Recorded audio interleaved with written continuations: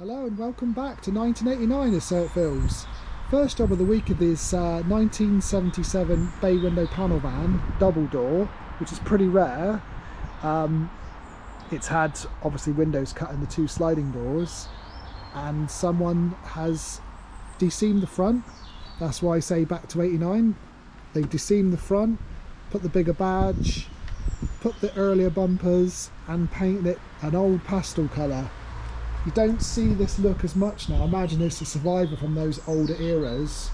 I've got in this week for an MOT, and to be honest, it's a bit tatty around the edges, but it wasn't bad. It was just this brake here failed on the caliper. As you can see, I put a new caliper on there because it was stuck on where it had been parked. A headlight aim, a good grease up and check over, and that's it. It's a lot of advisories, but still not a bad MOT for an old van. The owner is going to get it over the next few years restored. I think he's going to keep the colour, which I don't mind the colour, I just don't like, personally, this is my opinion. Some people may like them. I don't like things like the backlights, because like I said, that's for me back to my old roots. And yes, I'm not too keen on it. I like the van, it drives really nice. I think yes, leave the colour, just needs to make it a little bit more solid. And apart from that, it's not a bad old bus. Also, what have I got? Let's go this way. I've been in the boneyard with Rod, because he's off this week with school holidays, clearing space. So we've cut what's left of the 79 up, I should say. That's all that's left of this one. This 1987 to 25, we've sectioned the middle, so they've just kept the seat tubs for now, because these brackets, 25, but they're also late bay, so they all sell. This front end, I'm going to do the same. I'll probably cut the front off and section that as well to get it out of the way, ready for the next stock. The high top we have here, I'm probably going to jack it over and put it in this space here for now, because there's still some good bits left.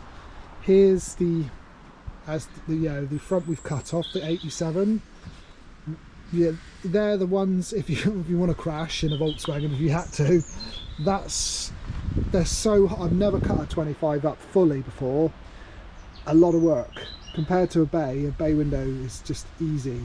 You can see how strong the front is compared to the old stuff, compared to the bays and the splits. They really, by the time VW got to the 80s, they really put a lot more thought into safety.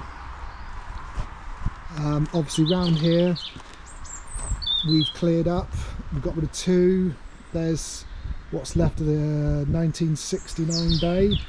That's all I have left of that now, is just the 2 quarters and the rear hatch and hinges.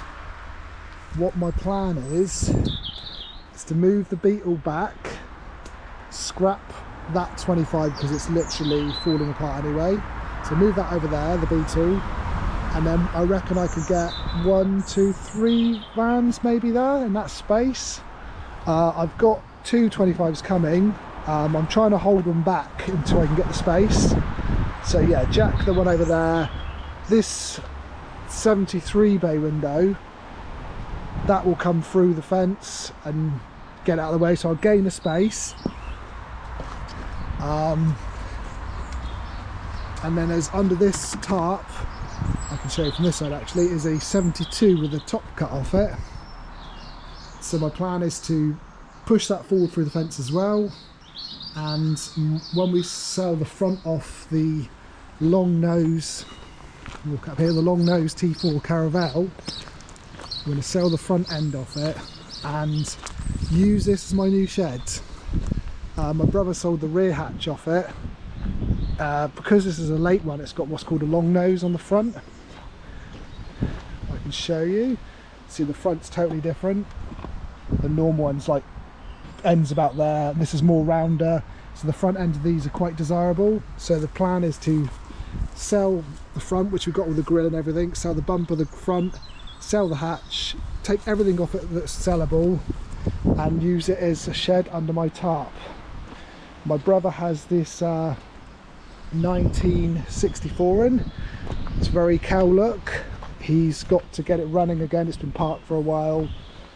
Really nice solid beetle, really nice. He's got to get it running and just get it back on the road again for the guy. He's also got in these two Porsches. He's got a Boxster in, which has got a fractured power steering pipe.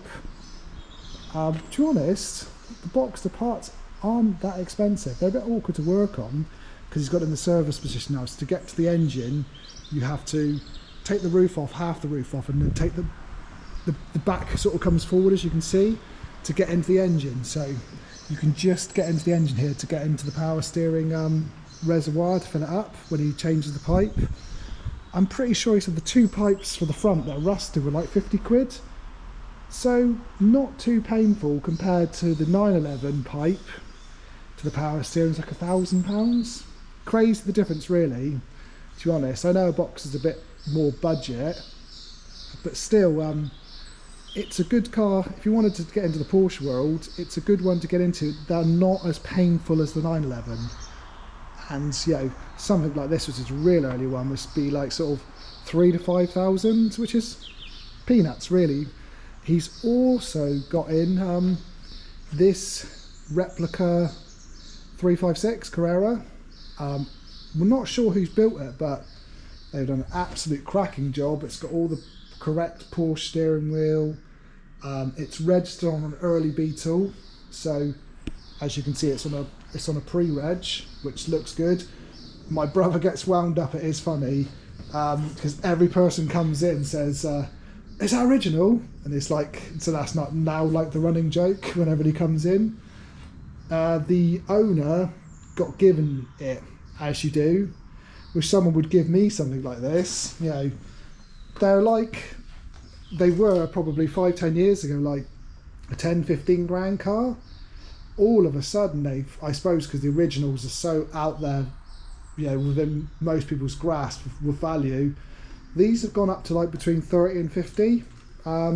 So sadly, a replica is almost getting out the grasp of the normal person. Yeah, 30 to 50,000 pounds is a lot of money. We didn't see that coming. They really bumped up in price quickly. This is a really nice example though. I like this because yes, it does look like the original, and because he's let like the headlight grills have gone a bit rusty around the edges and stuff like that, it actually makes it look more authentic. It makes it look like it is an original, like it is really old. It's got a 2.2 engine in it, a stroker, so it goes as well as it looks. The only thing I would personally change, if it was me, I would probably lose the 356 reps and maybe put something else on, or lose the caps maybe, because you sort of tell it's not original, or put some VW caps on maybe, not VW, some Porsche caps on it, or fuchsias maybe would look good.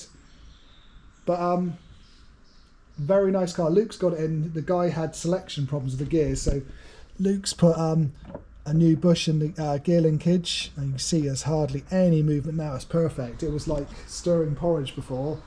There's a Germans do like a plastic bush that you can mount into the linkage, which really takes the play out. And he put at the back where the end of the gearbox is behind the seat, he's put the German quality linkage coupling on, which is, well, he said it's sweet as a nut now. He drove it down the road, he said it's absolutely like, makes it feel like brand new. So that's what he's up to. There we go. Thank you very much for watching the video. Please like and subscribe and leave a comment. Thanks for watching.